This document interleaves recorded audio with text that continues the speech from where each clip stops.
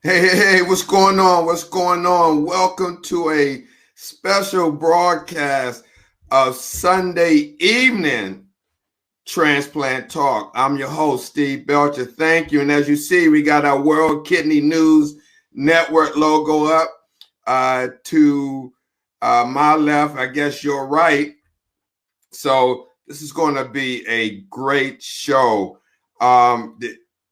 The gentleman I have on tonight, I just recently met. Someone introduced me to him through Facebook, and what I come to find out is this guest is getting a kidney transplant tomorrow morning, right, from his baby sister. And on top of that, he's a retired dialysis technician, same job that I used to do. I was a tech for 10 years before I became a nurse.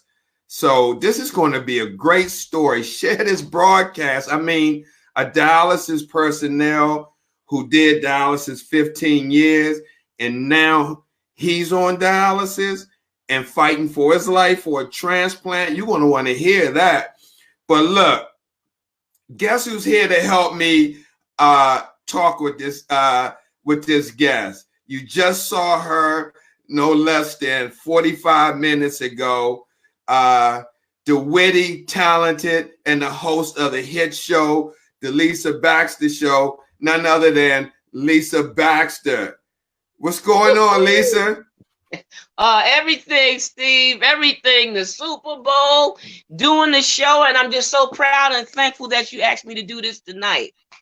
Oh, great. Well, thank you for coming on and taking the time away from the Super Bowl to come on here. I don't know when the last time I ever watched the Super Bowl. I gave up on that. I gave up on that a long time ago. I mean, for me personally, I don't want to see a bunch of guys getting paid $1 million run up and down throwing a leather ball and rooting and other stuff is going on in the world while we've been distracted by the Super Bowl. Wow. Yeah. So anyway, I want to bring our guest on. This guy, man, this is going to be a really great show. Let's bring him up without guys. I'm telling you, share this broadcast. If you haven't heard any story of loyalty, triumph, survival, what else? Compassion. You're going to hear tonight. Without further ado, I'm going to bring up Terence McLean. What's going on, Terence? What's going on? How's everybody doing? Appreciate you guys having me on the show. Yeah, appreciate you taking the time out to come on the show. Let me say it like this. For everybody watching, let's go Niners. As Lisa Baxter say, I ain't mad at you. That's right. I ain't mad. I've been a diehard fan since '79, so I'm watching this game closely. It's on the TV. I'm in my daughter's room because I got a lot of people here. Everybody's here. As Steve said, I'm having a kidney transplant, so I'm having not only a Super Bowl party, but I'm having a celebration of life because this is a change of life. So anybody that's ever gotten a kidney, on the way of getting a kidney, you already know, this changes a lot of things. It does. It really does. That's right. You ain't never lied. Right. So, Terence, let's just get started. You was a dialysis tech for 15 years. Yeah. During that time as a tech, did you know you had polycystic kidney disease? Nah, I actually found out I had polycystic kidney disease. I actually moved to Arizona. So I moved to Arizona in 2004. So I found out maybe in 2006, 2007. Okay. How did you find out? That's a story. I actually was training to become a professional bodybuilder. And in the process of me training to get a bodybuilder, you know, I'm one of them stereotypical dudes that when there's women in the gym, they tend to show off. So I was showing off and ended up getting a growing hernia. Oh. So when I got the growing hernia, I had to go to the doctor to for them to check me out. So they sent me to get an MRI and a CAT scan. And during the MRI, they found out that I had polycystic kidneys. Hold on one second, guys. I'm listening. All right, love you, sis. Love you. You know, all right, I'll speak to you tomorrow. All right. Family love. I ain't mad at you. Yeah, it's my sister-in-law. Nice. No, it's only she only lives 2 doors down, so but she taking my daughter home. My daughter got school in the morning. Right. Oh, yeah. Yeah, my daughter got school, so the family that's gonna be here tonight, we leaving my house about 4:30 in the morning because we got to be at the hospital by 5:30. Okay. So you found out during when you went to go get your grown checked out, you found out you had polycystic kidney disease. Now, were you a technician before that or after that diagnosis? Before this, I had already been a technician. I became a technician in '97, so I might have had at least 10 years in.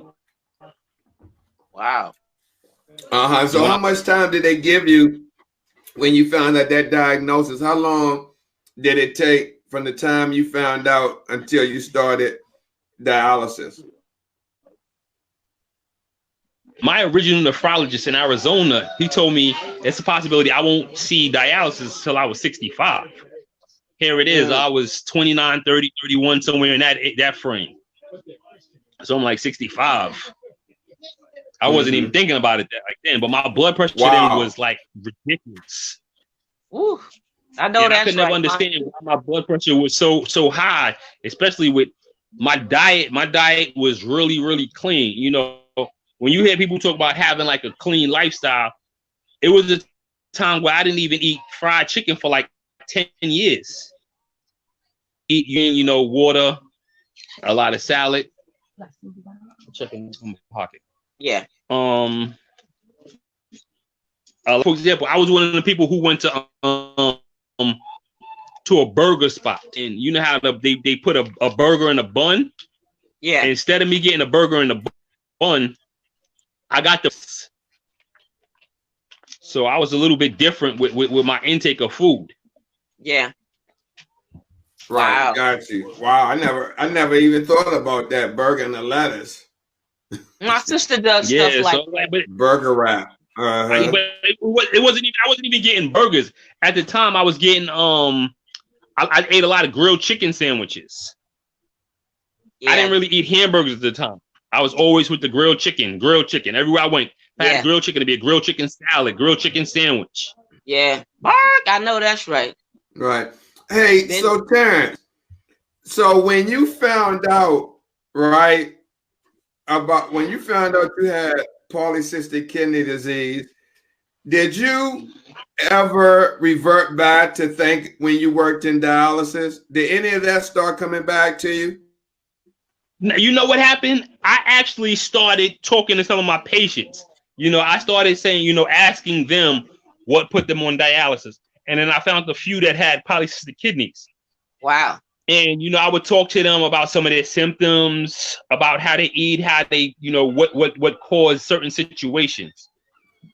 Mm-hmm. So I really, you know, it took me a while to actually understand. And I'm gonna be honest, you know, here it is, 6 years on dialysis, and I'm still learning. You know, like there's an old saying, you know, your mind's always learning. Mm-hmm. Yeah, so every day, you know, I hear something new or I learn something that I didn't know yesterday. Yeah, you know, whether it be about side now. Kidneys. Yeah. Not yet. What do you mean on the side?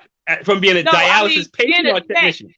Yeah, the technician is one aspect of stuff, but being a patient is a whole nother aspect of stuff. I'm sure you learned that. But yeah, you know what? And I spoke to a patient earlier this afternoon that I treated for many years, and she actually got a kidney about 8 years ago. Wow. And she was like, you know, the funny thing about it is, she was like, as a technician, you probably was one of the best technicians we ever had. She said, you always show compassion and you loved your job. And it was like, you know, when I got into the field, I didn't know anything about the field. The field actually fell onto me with luck. Wow. So as I got into the field, you know, I started meeting, you know, a lot of young people that was on dialysis and a lot of old people. So it was just like, you know, I guess my heart is naturally compassionate towards people. Beautiful. So it's been a blessing since I've been in this. Wow. Right. When you I'm sorry. Go ahead, Lisa. Go ahead. When you was doing being a tech, right? Mm-hmm. I don't know if y'all think about this, because do y'all ever think about getting treated, since you're already treating patients and stuff there? Do you ever think about your kidneys, even though you were well? Did you ever think about being tested or looking after them before this happened, while you was working in that business? There was, I don't know, somebody told me while I was in the field that we couldn't donate blood because of all the chemicals we was around. So with us not being able to donate blood, we weren't able to donate organs at the time. But at the same time, on my license plate, on my driver's license, on the back of my driver's license, you know that check where it says organ donor? Yeah. It was checked. Mine's too. So, yeah. Wow. But did you think about getting your kidneys checked out before you heard about the news while you were working? That's what I want to know. Nah, I never thought about it. Okay. I guess I was one of those that always thought, you know, I was one of the compassionate ones where I just thought that, oh, that'd never happen to me, or, you know, I just always wished, you know, the best for anybody. I know that's and right. I also felt, you know, like and the bad thing about it is, you know, and this is how I feel. We treat on a minimum of 24 patients per shift. So if we have 3 shifts and each one run 24 patients 6 days a week, if I gave my kidney to one patient, 100 other patients is missing out. So I always thought about that, like, yo, I want to donate, but how can I donate to somebody, and who do I pick? So I said, you know what, the best thing for me to do is, you know, to come to work every day and give these people the best care I possibly can. I will tell you something though, being on the other side, a dialysis patient, when a patient cramps, us on the beginning side, we don't understand that. Now being on this side, preach. Whoo!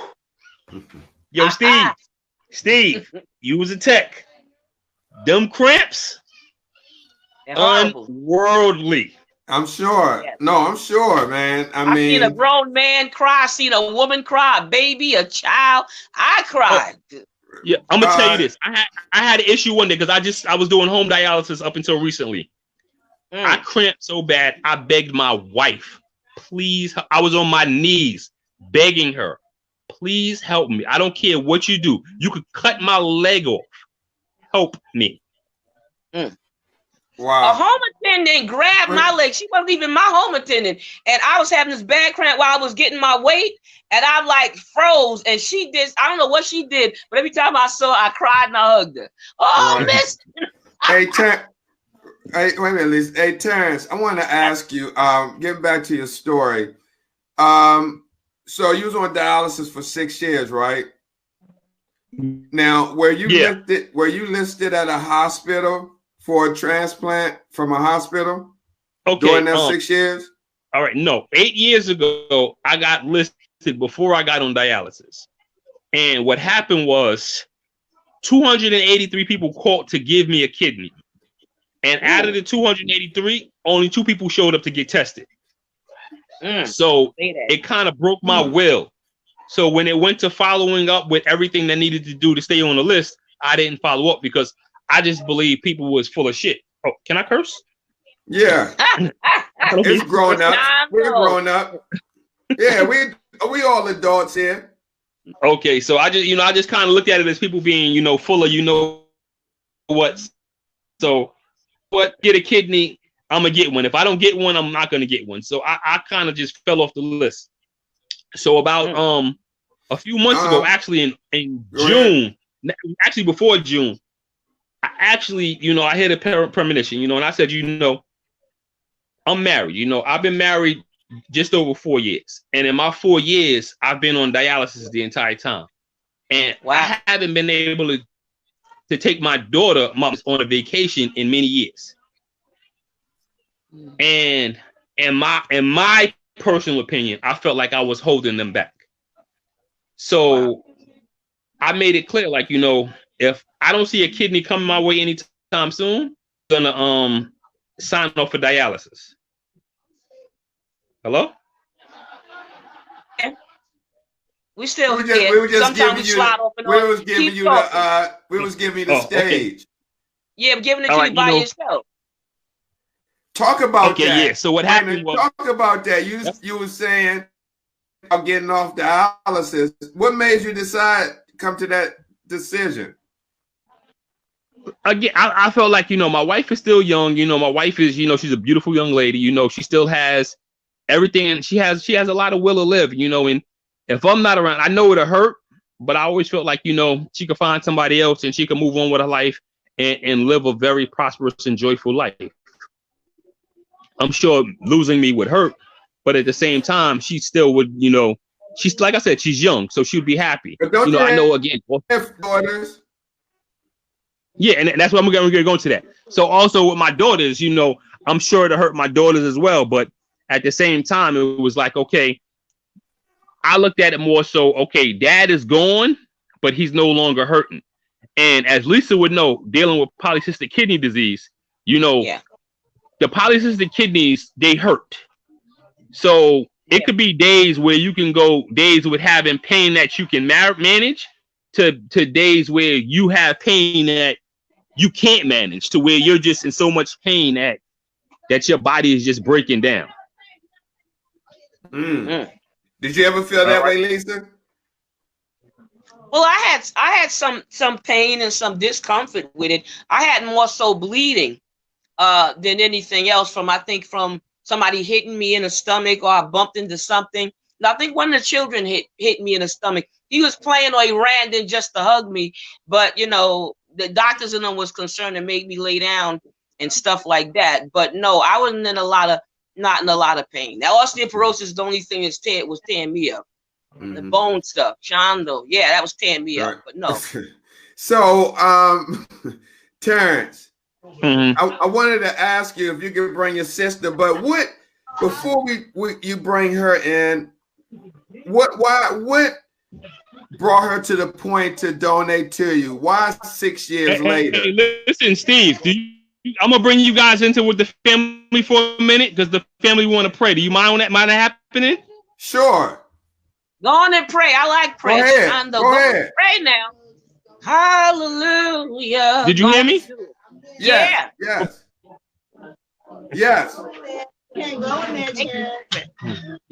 Lisa, you something else. This room with the girls, you can't go back there. Oh, there you go. See, I got a lot of people here. You still on your interview? Yeah. But we're gonna say the prayer, so I can say the prayer, and we go back into the interview. All right. We're gonna say the prayer. Let's say the prayer. Everybody's here? Yeah. Who's your father? He might be in the room. We go. He's laying down watching TV. Dad, Mom said come say the prayer.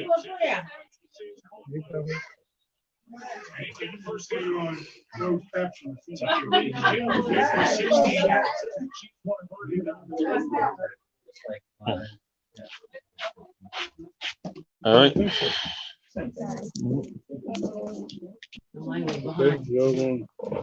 We're gonna get the hand holding, the prayer going. Who's saying the prayer? Tiffany got the prayer?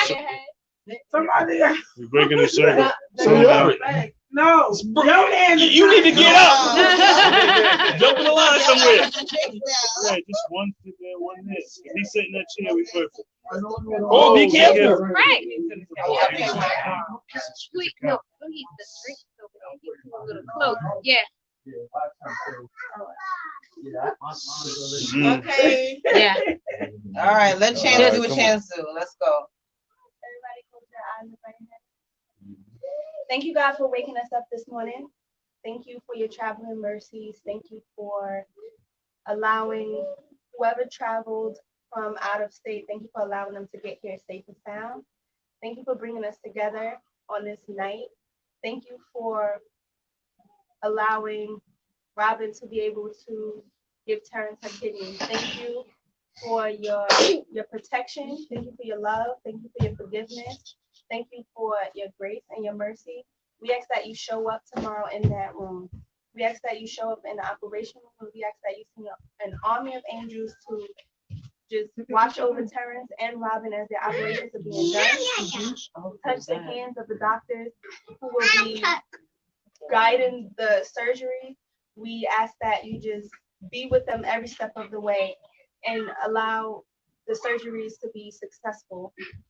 Allow them to both heal properly and just be present all throughout the hospital. We thank you again for bringing us together. We love you and we thank you. And we ask that you allow us to depart from here safe and sound. In Jesus' name, amen. Amen. Good job, Tiff. Robert. Yeah. All right, come on. You come on now. Steve. All right, Terrence, Say I'm goodnight. All right. Love you. I'll see you at the Wow. hospital. You come. I might meeting not be there in the morning. I'm not worried about you coming in the morning. Thank Nice meeting you, man. Bye. Hello? Yeah, we here, man. We just enjoying the moment with you and your family, Yeah. man. Want to thank you for sharing that moment with us. Really appreciate you. I know that was a personal, family, intimate moment before your transplant tomorrow morning. So we really do thank you for sharing that moment. So we have your baby sister here, Robin, right? Yeah. And so why now, Robin? What made you decide to step forward to give your big brother a kidney after 6 years of him being on dialysis? Okay, so I remember asking him in the beginning. Oh. No, you good. You just keep talking. I remember asking him in the beginning. I remember telling him, I'll do it, and he told us no. Me and his daughter were gonna go and give him a kidney, but he told us no. But what really made me do it, had a potential donor, but what made me want to step up and do it is the call that we got. It was a couple of days after Christmas, and my mom called me to the house and she said, "Come to the house right now."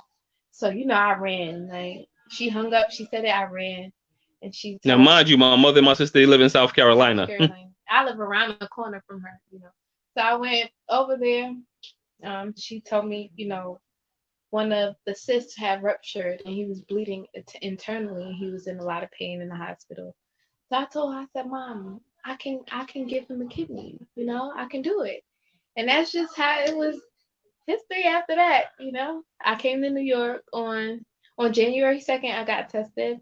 I didn't even see him first. We went to the hospital. I went 2 doors down from the hospital. I got my blood tested. I already spoken to, the nurses at the transplant center. They already told me I was a confirmed match, being that I had my baby at Long Island Jewish. But that's what made me do it, knowing that I have my brother here. I can help him. Why not help him? Mm-hmm. So Robin, before you went to get tested, was there any thought in your mind that you may not be a match?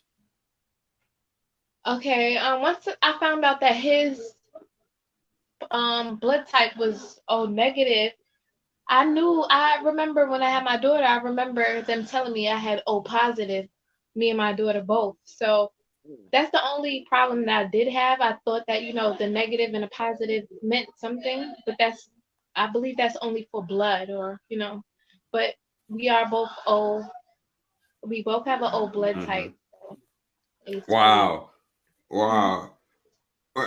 Lisa, let me ask one more question. I know you want to ask. So, Robin, when they told you you were a match, how did that feel like that moment? Did you get emotional, or, were you in shock? And I'm not a very social person. My brother knows this since I was little, but I did cry, and I remember calling my mom, and it was just like, I can't believe this. Like, I felt good knowing that everything was going in the right path for me to do it, Wow. So it's a little nerve-wracking. I'm not gonna lie to you. Every time I think about it, it's like, oh, I'm gonna have surgery, But at the end of the day, I feel really good about it. Like, Wow. And it's my brother, Oh, absolutely, absolutely. And man, you're doing a selfless act. I'm sure people who's watching, who will be watching, will, just give you all kind of shout outs of saving your brother's life. Most definitely. Are you nervous about the surgery tomorrow? Yes, I'm nervous for both of us, but a little more nervous for you. For me? For my brother, yes, being that they have to take out 2 kidneys and then put a kidney in. What? They're taking 2 out. They're not gonna take 1 out, and they're taking both of his kidneys out in one day. So it's a little nerve-wracking for me, but he got this. Crying. I'm not, but yes. I'm glad to be a part of it. I feel like this is a good thing. She saved my life. Yeah. Wow. I'm indebted for life. Oh, absolutely. And encouragement, I can tell you, my sister had both of her kidneys taken out. She also had polycystic kidney disease, and she's on dialysis. I had 6 siblings on dialysis, 2 aunts, an uncle, and a mother-in-law. And I'm just trying to encourage him that when they took him out, she's fine now. But my question to you is that did you hear about the 2 people? All the people that was trying to give him a kidney and the big number that didn't. Did you hear anything about that? Yes, meaning the people that were potential donors to him. No, so my original one, people was gonna go down and never went. And never went. Never went. That crowd, yes. I know they're probably like, oh, she did it and I didn't, but hey, it's gonna get done. So did you hear about it when you said it, when you said you was going to do it, or you just never knew about it till after?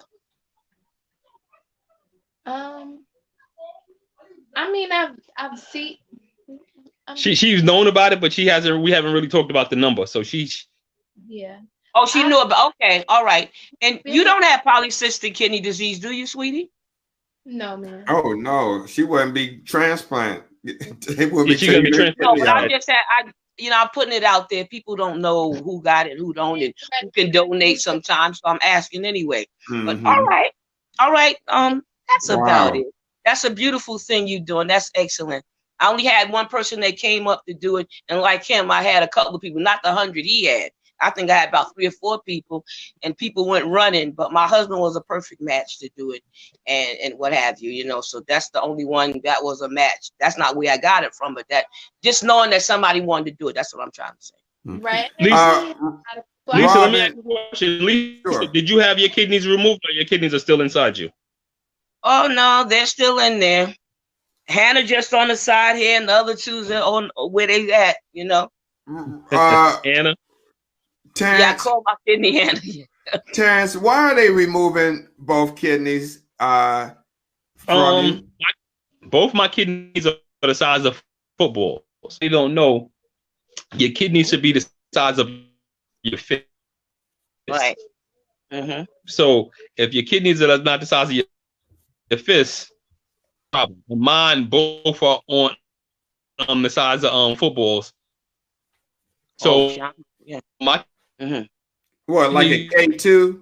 They're estimating weigh about in between 25 and 35 pounds each. Oh, wow. Oh yeah, take them out. They gotta go. Plus, have cysts that continue to rupture. Oh yeah. Mm. How would you know if they ruptured or not? Stand by. A bit of internet. Back. There we go. Hey, Terrence. Yeah. Can you hear I'm me? here. Okay. How would you know if they rupture or not? Usually it's pain, or like Lisa said earlier, you have bleeding in your urine. Mm-hmm. Right. Yeah, keep going. How long did the doctor say your recovery time would be? Now, since you're getting 2 removed, the same time as if it was 1? 6 months to a year. Recovery? Yeah. I could go back to work after 3 or 4 months. But as far as recovery being fully back to 100%, they're saying 6 months to a year. Wow. Yeah. Yeah, they said 6 months to a year too when I was getting the transplant, and I went back before that. I needed to and wanted to, and they were working with me, so I felt strong. But I wanted to do what they said. I didn't want to do nothing to upset nothing. They kind of upset. I even had to go through transfusions, and I hope you don't have to go through that because I didn't like transfusions. But every time they said something would go wrong with Hannah, I did everything they told me to do. Right. And I do want to say something for people who want to be donors out there. My recovery time, if everything goes good, I'll be in the hospital for 2 days. And then 3 weeks, after 3 weeks, I'll be able to do my normal activity. I can go back to bowling. I bowl on a regular. I can do that after 3 weeks. So, and hopefully everything goes good, which it will. You'll be back to regular. And they told me, and I did a lot of research. A lot of people, they think having a kidney is going to disable them from doing anything. They'll never know. After a while, the pain goes away. You'll never know. You'll know, you saved somebody's life, but they'll never know. So don't be scared. Just are you live in South Carolina? Wow, I wanted to go bowling with you. What? We could go. Let's go. I'll be back. I have to. I'll be back. My back should be better. I love to throw a ball so out. when you get the surgery tomorrow and when you get discharged, you're going back to South Carolina to recuperate? No. I have to stay down here for doctor's appointments. We both have to go to doctor's appointments. So I cannot leave for 2 weeks. Right. So I have to be here and see his doctor at the transplant center. And then 3 months from then, I have to come back down and see his doctor. 6 months, and then every year, I believe. And then I can see the doctor for this. Yeah. Have any of your friends tried to talk you out of it? Anybody that you may have told in South Carolina maybe ask you why you're doing this? You know what? No. To be honest, they're more like, I don't think I could ever do it. And if it was anybody else but family, I would say the same thing. So, although I have friends who have donor on their ID cards, but they don't want to be a live donor, and it's understandable. But once you have a family member, I don't know. Let me just ask you, because you just said something that really stood out to me. You said if it wasn't a family member, you probably wouldn't be a live donor. Now, why is that? Because the reason why I asked, because we got to get to the bottom of why is so many, particularly African Americans, that's on the transplant list, but the donor pool is really limited. And so, I mean, at least you're being honest and forthright with this. And so I would just want to know what would make you not do it if it wasn't a relative. I mean, is there some things that you're worried about if that happened? It is, and the only thing it is for me is I have a 5-year-old daughter, you know, and it's a 3 in 10,000 chance of death. So, and other complications, being that I'm African American, having one kidney, I'm not 40 years old yet, you know, to know whether I'm going to have high blood pressure or things like that. You know, that's a lot. So I do feel a little different now, but I do understand. People don't put their life in danger for, you know, unless it's right, unless it's your it's your relative, it's your brother. Right. Yeah, right. And being a donor, you know, you can donate poop. Sorry, you can donate blood. So it's a lot of things that I can donate, but being an organ, I'm not as free with it. Open for a stranger in because my life is at risk. Right. So it sounds crazy, but you know, I am scared, and I don't think I would. Doesn't sound crazy. Yeah, you have every right to be scared. Oh, it don't sound crazy. My family is the one I would do it for too. I'm a donor if something happened to me, but if something happened to my husband, I'd have gave my sisters and brothers. Yeah, it would be no question, and they would do the same for me. But they all had polycystic. Nobody could give me a kidney. So, hey, Terrence. Yes, sir. What was your feelings when you found out your baby sister was a match? I mean, can you take us back to the day that you found out that this was going down? I wasn't sure. You know, when I first heard it, I was excited, but I wasn't really sure if it was going to go down. You know, like I said, I've had different situations occur, you know, where I thought I was going to get a kidney and it didn't happen. But, you know, last one, we actually got the confirmation that the number that we was actually going to have the surgery. So I was like stoked, you know. I'm not gonna lie, I actually shed a half of a tear. It was a full tear. It's okay. It's okay, man. I mean, I ain't gonna lie, I cried, wow, you know, because it's something special. bro. Absolutely.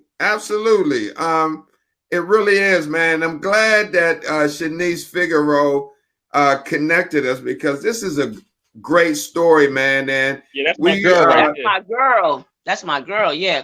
Yeah, we hope to bring you and your baby sister Robin back on, you know, a little bit after y'all recover to, you know, share how that went. You know, the recovery rate. I'm willing to do that. Terrence, do you plan on doing any advocacy after this, or are you just going to continue with your life and get back into bodybuilding? What's the future hold for you? No, I actually spoke to my doctor, and I used to work for a company called Rogerson. So I'm actually thinking about, you know, trying to get back in with them and being a patient advocate, due to the fact that I'll have all three stages. I'll have, you know, the patient care technician, the patient, and then a transplant. Wow. So I actually have all three boxes checked. Wow, that's great. I worked for them. I mean, besides being a social worker somewhere else, I work with them, you know, as an advocate and a health ambassador, they call it. They call it health ambassador. So all the stuff I did for free for years, I finally getting paid for that with them. So come on and join the thing. And I just want to say, because I didn't notice that I knew you before and you started noticing you knew me, I want to say thank you for taking care of me as a tech, because you didn't have to do that. You spoiled my I was going to bring that in and you just spoiled it. What? Yeah. I thought you were ending it the way you were saying it. I'm sorry, Steve. No, that's all right. I was going to say that y'all knew each other. It was my cliffhanger. Did she cliffhanger? All right, take the rest of the clip. Nah, it's all good, Lisa. No, it's all good, Lisa. But I was going to say that before we came on air, we found out that you and Lisa actually worked together. Well, were you her technician, or how was that? Were y'all both? I was actually a tech at one point, and then we was in the same clinic at one point. Right. Wow. And the thing is, this is how I know this show was ordained by God, because Terrence, Lisa had no idea that I talked with you or met you through Shanice Figueroa and you coming on the show tonight. So I asked her earlier if she wanted to come on because she had polycystic kidney disease as well. Right. Yeah. And for y'all to get on pre-show and know each other, I mean, that's crazy to me. It is, right? To me, because wow, I'm here in Washington, D.C., bro. Both of y'all in New York. And that's for right. y'all to reconnect that y'all knew back in the past is just amazing. How I believe and fully believe that God, this is God, nothing but God, the Spirit. Oh yeah, oh yeah. That's why me and him got to work together. Now, who knew that Shanice knew you? I knew Shanice because we shared a hospital room together, and we've been friends for years now and doing stuff together. So wow. It just went full circle. Yeah. Well, I'm saying, Lisa, get my phone number from Steve, and just send me a text, and you know we could sit back and we could chop some things up. Okay, I ain't mad at you. You better go ahead now. You talk about language. So, Terrence, do you think you're going to get any sleep tonight? Wow. Nah. I'm actually looking at my Niners. My Niners is losing now by 4. Uh-oh. So I'm not too sure. So I'm about to get up off this interview and and give you guys. The whole family is involved. Yeah, the family is waiting for me to come back out. Oh, okay. But let me ask you this before you leave. Is it in your mind? Is the thought of the surgery in your mind as we speak right now? Nah, it's not even, honestly not. I'm not even thinking about it right now. Do you keep forgetting and then remembering? Yeah. Yeah, like it's been like Like, I don't like it's like I'm like if somebody doesn't bring it up to my attention, I don't even think about it. Right. I guess it won't hit you until you're on that gurney being wheeled into surgery. Either that or later on tonight.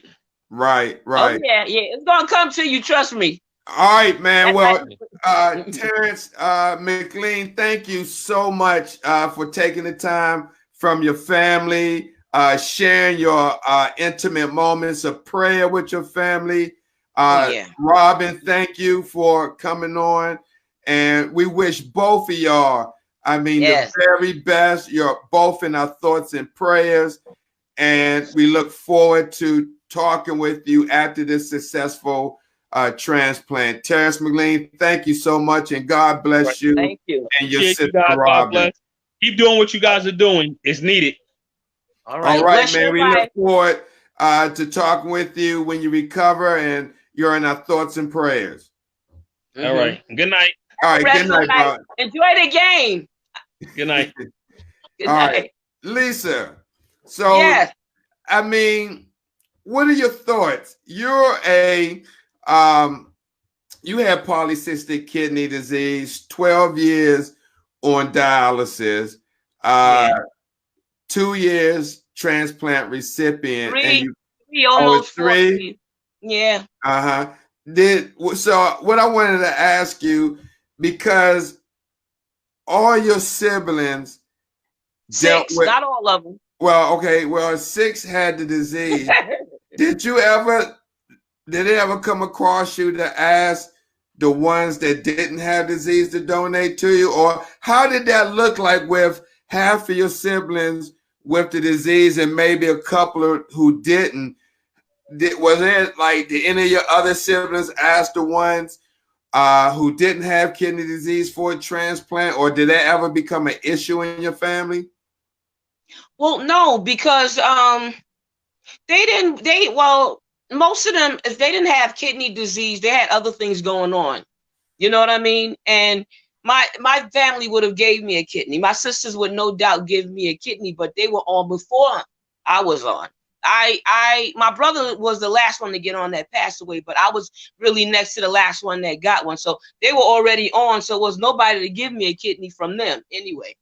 But they would have been willing to give me a kidney. They would have done anything for me, like they always did, naturally, financially, health wise, like I'm staying with my sister now till I get better.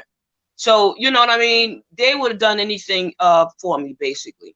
Now, if someone's watching this broadcast and they have a family member or themselves dealing with polycystic kidney disease, just maybe got diagnosed, what words of encouragement could you give them being having polycystic kidney disease yourself? Now, before you answer that, by you having that, if you got a transplant, do you still have polycystic kidney disease since you still have your other two kidneys in you? The other two kidneys have polycystic because they had it when they put the new one in there.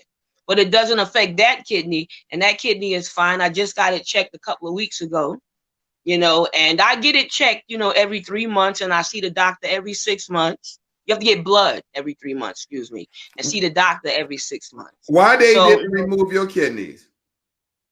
There's nothing, they're not bothering me like that. They are big, but they're not big. So what, they're heavy or painful or bleeding constantly. Every time mine had bled, I knew, you know, I remember what the doctor told me to lay down and relax and, you know, cool it, don't stress and stuff like that, you know. So I would just do that because he said he couldn't give me any medicine, but just to lay down and to relax. I did that and the bleeding would stop. Wow. Wow. So what words of encouragement could you share with someone who may recently been diagnosed with polycystic or have it and haven't started dialysis, being someone who undergone kidney dialysis or in-center hemodialysis for 12 years? Well, I would say to them, it can be a mind-blowing experience, but don't let it take you away from your life. You have to learn about what this disease can do and what it has done and the type of damages. So go ahead of the damage if you don't have the damage already, and then do something about it. Now, if the kidneys are acting up, then they would give you a different diet. You got to follow that diet. You got to, if there's medicine to take, then you got to take the medicine. If you got to be at dialysis 3 times a week, you got to go. I found out when I followed the rules, I lived a very good and very full life, being married and everything, because everything can affect it, but you can do things to help it not affect it as bad. You know what I mean? So you'll stay ahead of the game. I didn't have to go to the hospital or be hospitalized or anything like that. I worked a full-time job, so it can be done. Stay encouraged. It's going to be all right. No, you're not going to like to hear it. No, you might not even want to go into the center. But as you do each thing and take each step, you'll understand it a little more. Things will get a little bit better through the tears, through the pain, through the crying, being upset and wanting to leave and never want to stay. God got something for you. Just hang in there. Just stay with it. Talk to patients like me. Talk to patients that's like you now. So they got support groups and stuff out there. Whatever it takes to get you over that hump to deal with this thing, I want you to do it. Ask your doctor questions. Get into a group. Talk to your doctor. I'm sure they know something that could help you to get through this. Maybe counseling. So whatever it takes, I want you to do it because you can. God bless. Wow. Right. That's great. That's great to hear, Lisa. So, all right. Well, I'm going to close it out, Lisa, but I want to thank you for coming on this show and help, moderate and talk with Terence McLean. And how do you like the new group, Dialysis Boot Camp 101? I thought that was beautiful, even before I joined, which I just did. You know, I ain't that savvy, but I thought it was beautiful because you have all of this different stuff that you can learn and share to each other and build up and teach each other. I loved it from the gate, even before I was a part of it. So I even love the idea of just having that. So I ain't mad at you. You better go ahead with your bad self. All right, Lisa. Thank you. Well, again, thank you for coming on tonight. I'll let you go and finish watching the game yourself and spend some time with your family. God bless you. And I miss your text in the morning, so maybe you can read. What? You always say I'm sleeping, so I try to be nice and good in the afternoon. Not too early. I ain't mad at you. Well, I appreciate you, Stephen. Thanks for having me. Keep doing what you're doing. And God got great and big and better things for you. So walk through that door when he open it for you. I sure will. Thanks a lot, Lisa. Ladies and gentlemen, Lisa Baxter, the hit show, Lisa Baxter Show on Urban Health Outreach Media Network. Thanks, Lisa. I appreciate you. You're welcome. God bless. Good night. All right, God bless you. Good night. So, guys, look, let me tell you about this new group we initiated. It's called Dialysis Boot Camp 101. And it's for people who want to learn about their condition, right? You're not able to post in there, but you're able to reply to comments. We don't want to distract anyone with unnecessary postings or other posts. It's strictly education. We do quizzes. We give out prizes. Prizes ranges from $10 gift cards to $50. Show memorabilia, company memorabilia, T-shirts. We just trinkets. Whatever we have to give, we will send it out as a prize. Now, what group, kidney group on Facebook, is like that, interactive, send you prizes for participating and learning the material to help you? We just don't put the material in or any type of stuff and just let you go for it and sit back and don't interact. In this group, Boot Camp 101, there's going to be shows like this, private shows that is not going to be shown to the general public. We're going to be doing training material. Hopefully, I'm going to have professionals that are in the group come on and share their insight to help you live, or the group members in that group live a positive, healthy life in spite of having kidney disease or a transplant. All right. Now, if you want to join that group, when you go there and request, right, you have to fill out the questions. It's only like 3 or 4 questions, like yes or no questions, and then acknowledge the group rules. And by you acknowledging it, you're saying that you're not going to do those things. So when we see that, you know, some bullying or negative behavior or talk going on, we're going to remove you, because this is not a negative group or a group that's going to what's that? That's going to what's that word I want to say? That's going to judge someone whether they don't get a transplant or do get a transplant, or they decide to do home or they don't decide to do home. Everybody has their own choice, all right? And so who are we, or who am I to say, oh, you're not getting a transplant? What? Man, that's not my business. I don't think that's anyone else's business to say who, if someone decides not to get a transplant, or they want to get a transplant, or they want to do home, or they decide not to do home. We're going to support them, because the one common denominator, as I said before, that one common denominator is kidney disease. So no matter what treatment that you do, you still have kidney disease. If you do a transplant, you still got kidney disease. If you don't get a transplant, you still have kidney disease. You do home dialysis, you still have. You do in-center, right? But they all have their different pros and cons to each option. And we have to be supportive. And that's what this group is all about, being supportive, sharing ideas. Even if someone needs help, helping that person out. I mean, we're all in this together. So there's no other, and I guarantee you, there's no other kidney disease group like this. Because who has the time when they set up a group to keep interacting like that?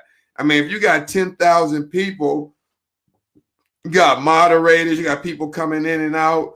But this is me. This is my passion.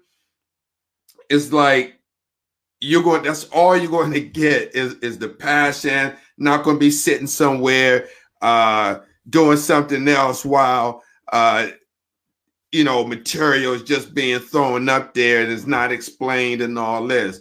No, it's going to be steady, interactive involvement. And at some point, right, with this group, there's going to be a number, right? But there's going to be stipulations and disclaimers, but it's going to be a number where group members, if they want to ask a question, they had dialysis and something get ready to go down and they want to ask a question, they will be able to call me or FaceTime me and ask me a question right there.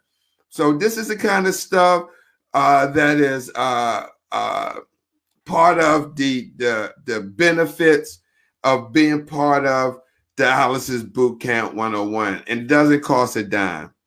It just, only thing it costs to be in that group is a willingness to learn, a willingness to be mindful of your condition, be respectful to other people, no judgment, and just be willing to listen. And the first part of listening is filling out those questionnaires, because we had 89 people, right, come and sign. Other people recommended people, and we told them, look, fill out the questions. But you got 89 people, and we went down. No one filled out the questions. No answers. So we had to delete them because they'll fill up the feed. So please, if you want to be in Dialysis Boot Camp 101, we got open enrollment.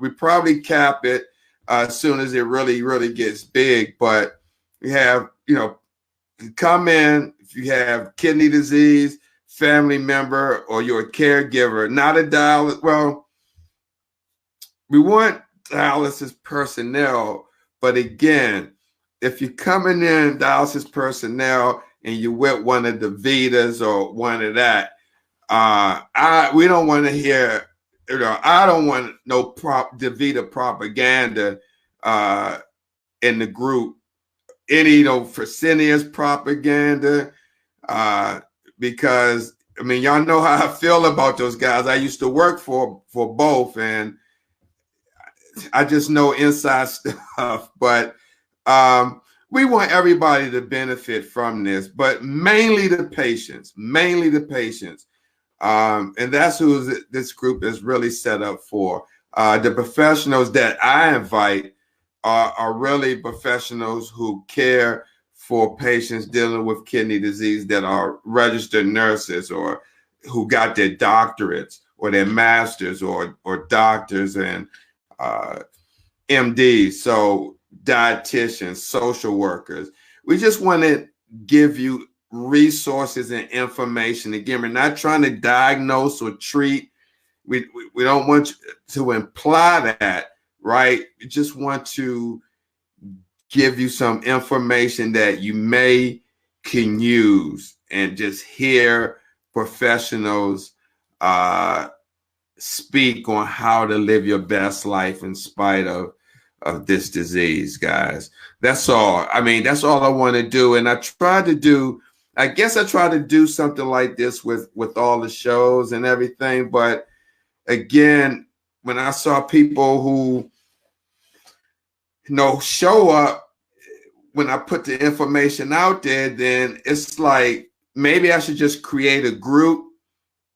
And if the people who want to learn this or find out or get educated on just the information I know, and people I know who's professional want to, share, I'll set up a group for people who want to learn that and participate.